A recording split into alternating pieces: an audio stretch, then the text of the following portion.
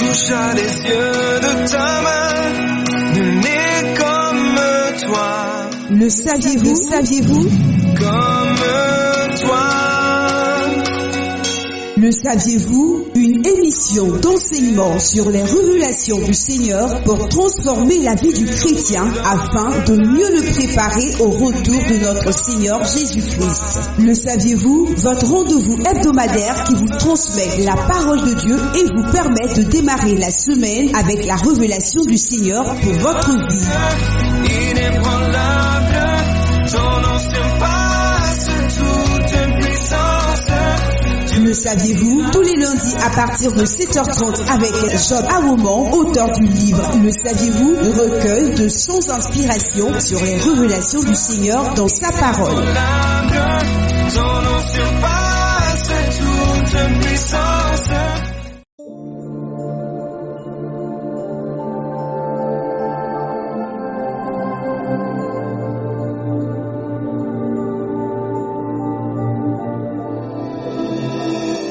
Alléluia, soyez bénis au nom puissant de notre Seigneur Jésus-Christ. Alors bienvenue pour le 82e numéro 2, le saviez-vous?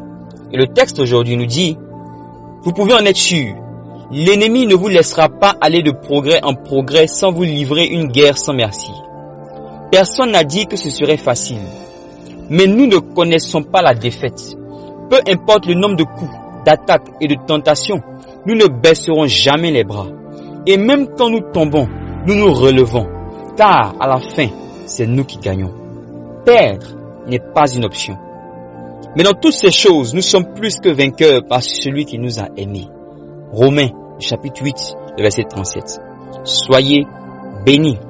Alors prions le Seigneur. Merci Saint-Esprit pour ces paroles d'encouragement. Nous prions afin que tu fortifies quelqu'un ce matin. Nous prions afin que tu fortifies quelqu'un aujourd'hui. Mets-nous sur le bon chemin au nom de Jésus. Amen. Alors nous parlons encore de progrès spirituel. Et nous aimerions aujourd'hui encourager les frères et les sœurs. Nous aimerions aussi avertir les frères et les sœurs sur les obstacles au progrès spirituel. Nous aimerions informer sur les capacités que le Seigneur nous a données pour continuer de progresser malgré tout. Pour ceux qui ont suivi l'enseignement précédent, nous avons tous compris que nous devons progresser spirituellement. Nous sommes tous d'accord que nous devons prospérer à tous égards, comme prospère l'état de notre âme. Toujours pour ceux qui ont suivi l'enseignement précédent, mais aussi pour ceux qui nous prennent en marche. L'on a dit que l'on progresse spirituellement par l'édification, mais aussi pendant que l'on effectue son service pour le Seigneur. La vérité, c'est que si le progrès était facile, nous ayons tous déjà atteint la stature parfaite de Christ. Après un an de conversion, on devait tous être des hommes faits, hommes avec H majuscule. On devrait tous avoir l'unité de la foi. Mais malheureusement, des chrétiens sont dans l'église depuis des années. Mais tu regardes leur comportement. Tu te demandes s'ils ont vraiment accepté Jésus. Il y a toujours ce débat, vous savez, où certains disent que si certaines personnes se comportent d'une telle manière, cela veut dire qu'ils n'ont jamais accepté Jésus. Moi, je pense qu'il y a des gens qui ont vraiment accepté de suivre Jésus. Le jour où ils ont décidé de suivre Jésus, ils ont été sincères. Mais entre ce jour-là et aujourd'hui, il y a une longue histoire. Entre le jour de la sincérité et aujourd'hui, il y a une longue histoire. Alléluia. Alors faisons une analyse très simple. Prenons le cas de quelqu'un qui a reçu le parler en langue. Le vrai parler en langue. Cela signifie qu'une fois dans sa vie, il a reçu le Saint-Esprit. Et s'il a reçu le Saint-Esprit, cela signifie qu'il est forcément né de nouveau. Mais parce que cette personne a arrêté de progresser quelque part, elle peut avoir un comportement qui n'est pas digne d'un enfant de Dieu. Alléluia. Alors quelqu'un va me dire que Corneille, au moment où Pierre étaient en train de prêcher, Corneille et ceux qui étaient dans sa maison ont reçu le baptême du Saint-Esprit. Oui, c'est vrai. Mais Corneille et sa maison avaient une prédisposition. Et ce qui est arrivé à Corneille et sa maison, c'était un signe pour faire comprendre à Pierre que Dieu n'est pas venu seulement en Jésus pour les Juifs. Amen. Donc si quelqu'un parle en langue, a reçu le baptême du Saint-Esprit, ça veut dire qu'il est né de nouveau. Un autre indicateur qui montre qu'il y a un problème de progrès spirituel, c'est que la personne ne porte pas de bons fruits. Alors on a plusieurs catégories de fruits. Parmi ces catégories, il y a les âmes gagnées à Jésus. Si tu n'as jamais gagné d'âme pour Jésus, il y a un problème de croissance spirituelle. Ou peut-être que tu n'utilises pas la bonne méthode. Parmi ces catégories, il y a aussi les personnes que tu aides dans le nom de Jésus. Si tu n'as jamais prié pour des gens qui ont été guéris, si tu n'as jamais aidé des gens qui vivent sous des oppressions démoniaques, tu n'as jamais intercédé pour quelqu'un et il a reçu une délivrance, il y a un problème de croissance spirituelle. Il y a aussi les fruits de l'esprit.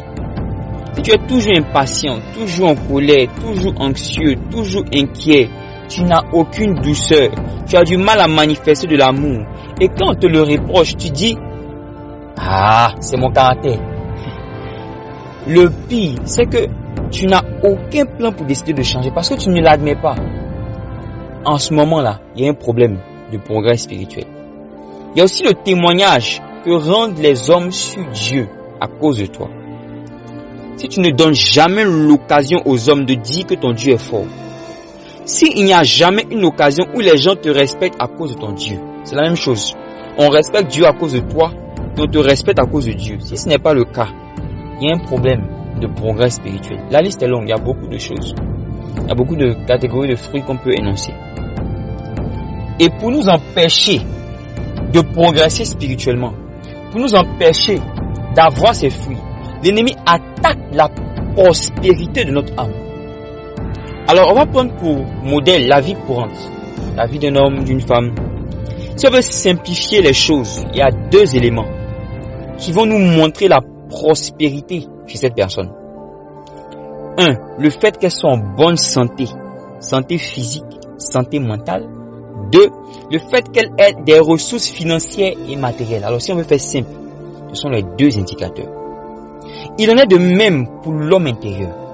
L'homme intérieur est composé de l'âme et de l'esprit. Il est prospère aussi lorsqu'il est en bonne santé et lorsqu'il possède des choses. Dans Éphésiens 3, le verset 16, Paul a prié pour les chrétiens d'Éphèse afin qu'ils soient puissamment fortifiés dans l'homme intérieur par le Saint-Esprit. Donc, l'homme intérieur a besoin de force. Il a besoin de manger. Il a besoin de grandir. Et Satan fait tout pour que l'on ne grandisse pas dans l'homme intérieur. C'est là que se trouve le vrai combat. Le vrai combat ici. Certains pensent que le combat se situe au niveau de leur mariage, de leur travail, de leur santé, de leur succès. Ne comprenez pas mal ce que je dis. Ces choses-là sont importantes. Mais je vais prendre une image pour que vous puissiez comprendre. Prenons l'exemple de quelqu'un qui est dans un pays où il y a de la famine. Il manque d'eau, il manque de nourriture, il manque de tout. Si quelqu'un vient et le nourrit tous les jours, lui donne à manger, lui donne à boire, lui donne le vêtement, est-ce qu'il n'est pas sorti de la famille? Il est sorti de la famille. Mais est-ce pour autant qu'il est devenu riche? Non. Il y a des gens aujourd'hui qui sont dans les camps de réfugiés, qui reçoivent la nourriture, mais qui ne sont pas dans une bonne condition. Satan nous blague en nous privant des choses élémentaires. Élémentaires. Et puis nous on va à l'église tous les dimanches pour chercher des choses élémentaires. Et quand on obtient ces choses, nos vies de prière, nos vies chrétiennes deviennent monotones. On nous a distraits. Satan sait que si tu commences à fortifier l'homme intérieur, au lieu de te préoccuper seulement de l'homme extérieur, ton progrès spirituel va finir par impacter tous les domaines de ta vie. Parce que dans 2 Corinthiens 4, le verset 16, il est écrit, c'est pourquoi nous ne perdons pas courage. Et lors même que notre homme extérieur se détruit, notre homme intérieur se renouvelle de jour en jour. Donc, l'homme intérieur est plus important que l'homme extérieur. L'homme intérieur va finir par réjaillir sur l'homme extérieur. Ça ne veut pas dire qu'il faut négliger l'homme extérieur, non. Mais, celui qui prospère à l'intérieur va finir par prospérer à l'extérieur. Donc, il fait tout, Satan fait tout pour t'empêcher de prier, de méditer la parole. Il fait tout pour ne pas que tu manges et que tu boives la nourriture élémentaire de l'esprit.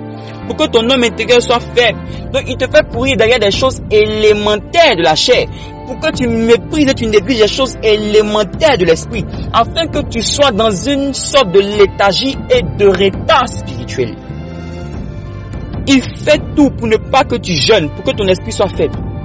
Il fait tout pour ne pas que tu cherches Dieu, pour que ton esprit soit faible. C'est un tel point qu'au lieu que ce soit des païens qui partent dans les programmes chrétiens pour recevoir la délivrance, ce sont les chrétiens qui courent de programme en programme parce que Satan a le pouvoir dans leur vie. Ah, oui, tu peux aller à ces programmes pour la délivrance, mais un chrétien doit aller en premier lieu dans un programme pour l'enseignement et l'onction, pour monter dans l'esprit. Il doit aller à un programme pour l'édification, c'est-à-dire pour progresser spirituellement. Pourquoi? Parce que les ministères ont été donnés pour l'édification. L'ennemi veut que tu restes un chrétien faible, ignorant, qui ne prie pas beaucoup, qui ne jeûne pas beaucoup et qui a toujours besoin de son pasteur pour régler des problèmes basiques dans sa maison et dans sa vie. Mon frère, ma soeur, il n'est pas encore tard. Il n'est pas encore tard. Tu as la capacité de le faire. Il faut chercher Dieu. Cherche-le. Cherche-le. Cherche Jésus. Cherche le Saint-Esprit. Cherche le Saint-Esprit. Le progrès spirituel est plus important que tout. Dans le monde physique, on grandit sans rien faire. Il suffit de manger et boire correctement et puis tu grandis. Mais dans le monde spirituel, on ne grandit pas par accident. Tu dois manger la parole. Tu dois boire dans la prière. Et tu dois faire des exercices en jeûnant. Si tu ne fais pas ça, tu vas faire 10 ans sans croître spirituellement. Tu vas te bloquer à 3 ans spirituellement. Et quelqu'un qui a 3 ans de conversion va manifester le comportement et le caractère de quelqu'un de 30 ans spirituellement. Et tu seras étonné. Et si dans ton cœur, ton cœur n'est pas pur, tu vas commencer soit à critiquer, soit à mépriser en disant ceux-là. Mais on les a vus grandir ici. Ils viennent d'arriver et veulent montrer quoi? Mon frère, ma soeur, ne sois pas un chrétien de Nazareth qui passe son temps à dire, n'est-ce pas ce Jésus que nous avons vu grandir? N'est-ce pas le fils de Joseph le charpentier? Oui, le fils du charpentier est devenu charpe. Mais toi, tu n'as pas progressé et c'est de ta faute. Aujourd'hui, je veux susciter en toi ce désir de progresser spirituel. Dans le monde physique, on n'arrête pas de grandir. Même quand tu atteins la maturité, tu continues de grandir jusqu'à ce que tu deviennes un vieillard. Qu'il en soit de même pour toi dans l'esprit au nom de Jésus. Lève-toi et cherche Dieu à partir d'aujourd'hui même.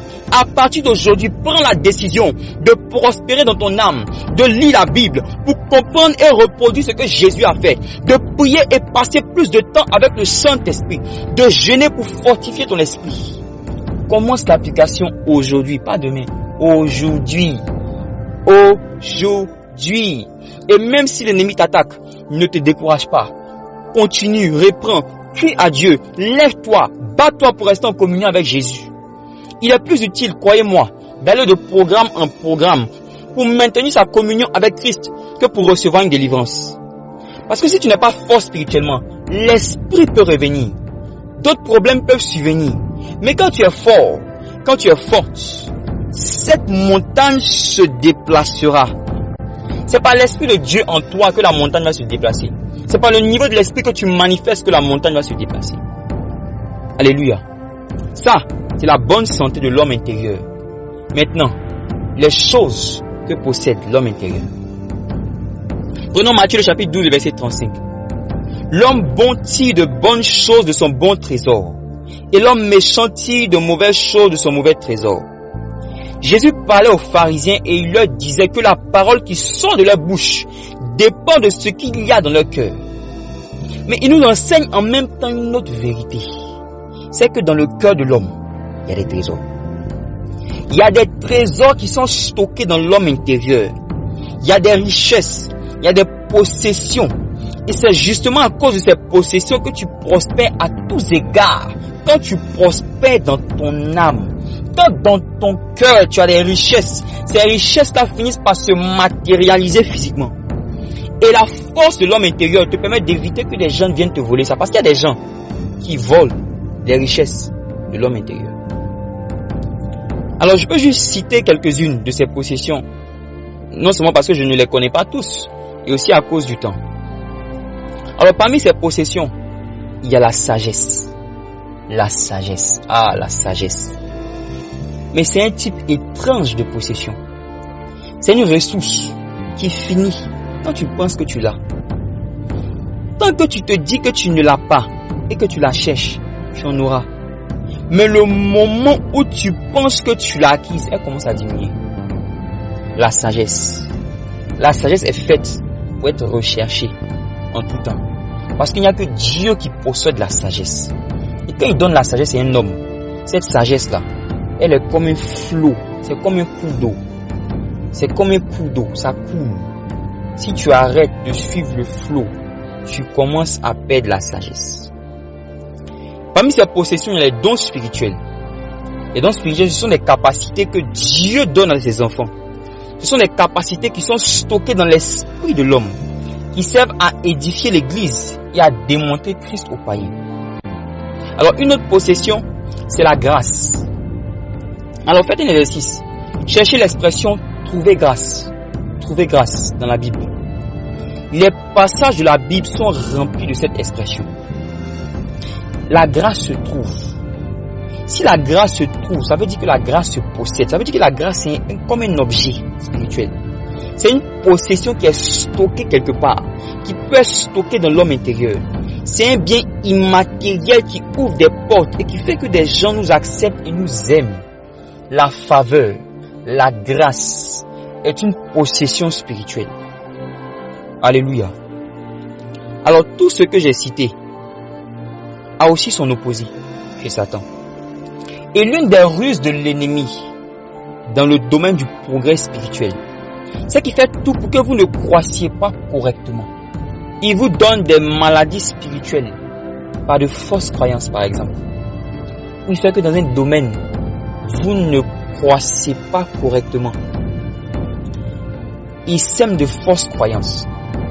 Quand l'ennemi sème de fausses croyances, ou du moins, quand il sème de faux chrétiens dans l'église, Dieu dit à ses anges d'attendre la moisson pour les enlever. Pourquoi? Parce qu'il y a des gens qui peuvent se repentir en chemin. Mais quand ce même ennemi sème de fausses pensées dans ton cœur, Dieu dit de veiller sur ton cœur et de les enlever en même temps.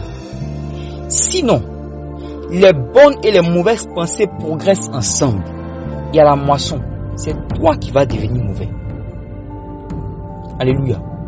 C'est toi qui vas devenir mauvais.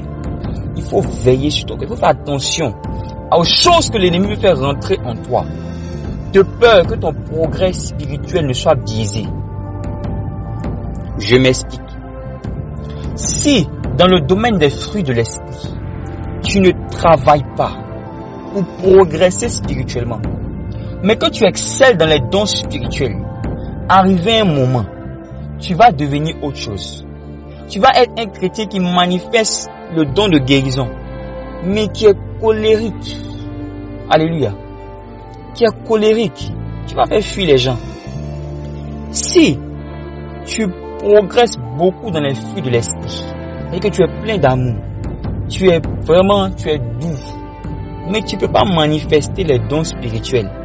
Tu es déséquilibré, parce que tu ne pourras pas vraiment aider les gens. Tu auras beaucoup de regrets, beaucoup de souhaits.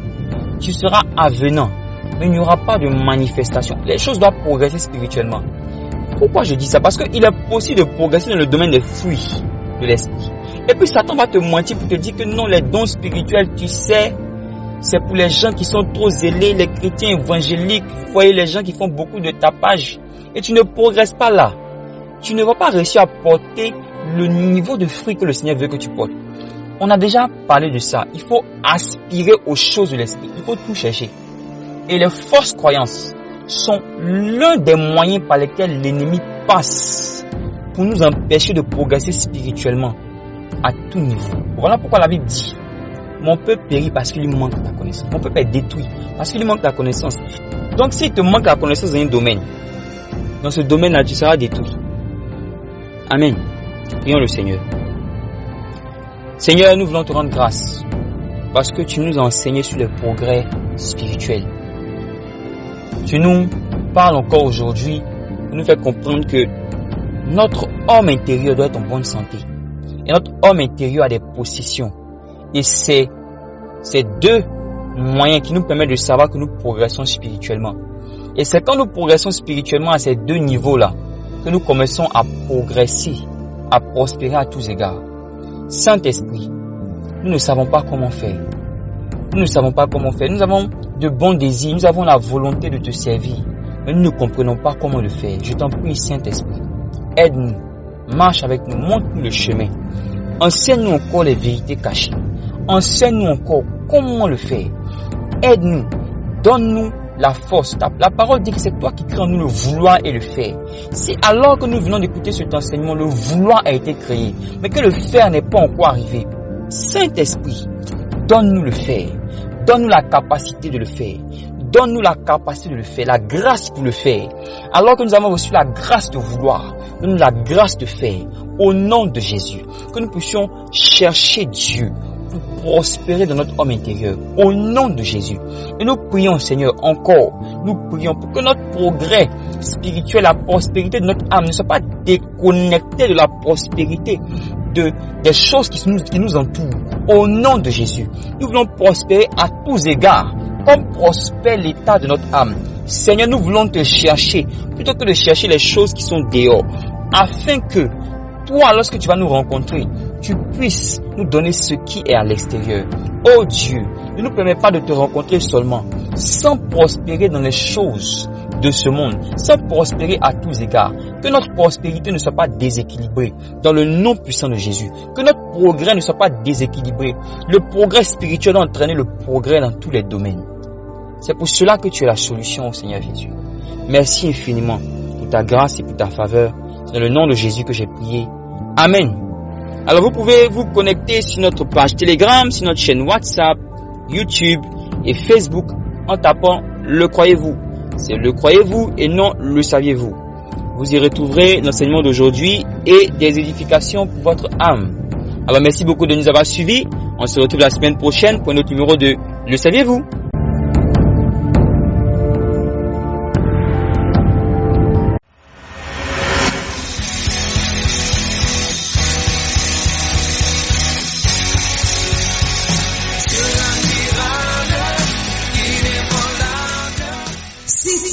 Le saviez-vous avec Job Awomon, auteur du livre Le saviez-vous, recueil de sons d'inspiration sur les révélations du Seigneur dans sa parole. Rendez-vous chaque lundi à 7h30 sur Radio La Voix Sainte pour un autre rendez-vous de Le saviez-vous.